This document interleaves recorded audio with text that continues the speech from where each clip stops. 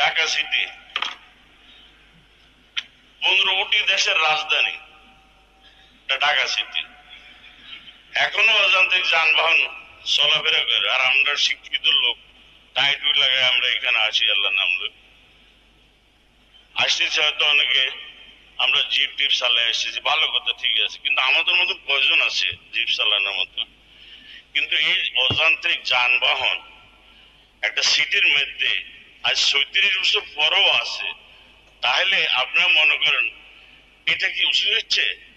পৃথিবীর কোন দেশও নেই। আমাদের পরে আপনার ভিয়েতনাম আমাদের পরে আসছে, এখন জিরবাদির এগুলো তো ভালো পাওয়া যায় না, তাদের রাস্তাঘাট এরকম হয়েছে।